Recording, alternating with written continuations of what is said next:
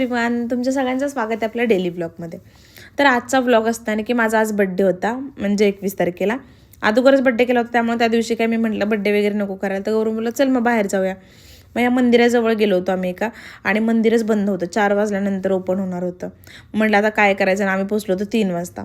म्हणजे चल आपण इकडनंच गल्ली इकडून तिकडून फिरून येऊया, काय नवीन दिसतंय का असं तसं. म्हटलं ठीक आहे चालेल.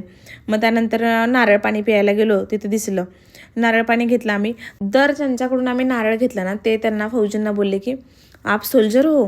तर मी म्हटलं काय बाबा, कशावर नाही ओळखलं रे. आणि त्यांनी जाताना पण किती रिस्पेक्ट दिली. त्यांचा फोन चालू होता तरी त्यांनी नमस्कार केला. म्हटलं बघ, म्हणजे लोक किती रिस्पेक्ट देतात. आणि काही लोक असतात असे इंस्टाग्रामवरती की जे नावं ठेवतात. त्यानंतर मग आम्ही वेळ होता, मला बोलले चल थंडीचे कपडे घेऊया तुझ्यासाठी, पण मला काहीच आवडलं नाही. तेवढ्यात वाजले 4. मग आम्ही गेलो मंदिरामध्ये.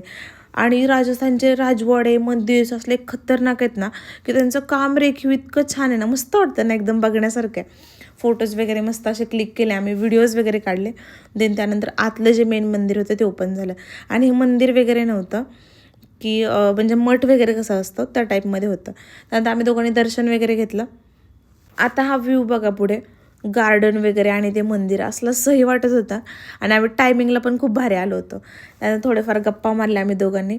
आणि तिथं गोशाला होती, तिथे गेलो. म्हटलं चल गाई बघायला जाऊया. आणि तिथं होती ही खूप सारी मेथी.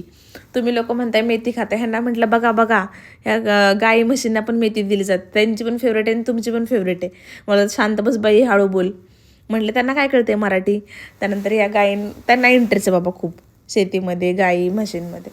त्यांनी बघितलं. मग त्यानंतरनं झाला आमचा टाईम, आम्ही निघालो बाहेर जाता जाता हे गोशालावरती म्हणजे तिथं लिहिलं होतं की त्याच्यावरती तुम्ही दान करू शकता चाऱ्यासाठी वगैरे. फौजी लगेच हाजीर, तिथं लगेच दान वगैरे केलं त्यांनी पैसे. मला म्हटले चल आता म्हटलं की बड्डे म्हटल्यावर कुठेतरी नॉनव्हेज खायला जाऊया. आणि राजस्थानमध्ये बऱ्यापैकी 90% नॉनव्हेज भेटत नाही. 1.5 तास त्या हॉटेलसाठी फिरत होतं, 1.5 तास हॉटेलच नव्हतं सापडत. नंतर आमच्या दोघांचं मला वाटतं आता खतरनाक भांडण लागतं वाटतं आमच्या दोघांचं. कारण ते बोलत होते की मॅप होत, अरे बोललं की माझे हॉटेल आहेत का, इथं असणार आहेत का, असं तसं. आता म्हटलं लागणार आहे जोरात भांडणं. म्हटलं घरी चल, आपलं पिठल्या भाकरी मी काहीतरी जेवण बनवते, घरी जेवण करून झोपूया निवांत. तर बोलले नाही, बाहेर जेवण करून जायचं. तर बघता तुम्ही आपल्या महाराष्ट्रासारख्या ह्या आजी जेवण बनवत होत्या. आजसाठी एवढंच होतं. Thank you for watching, bye.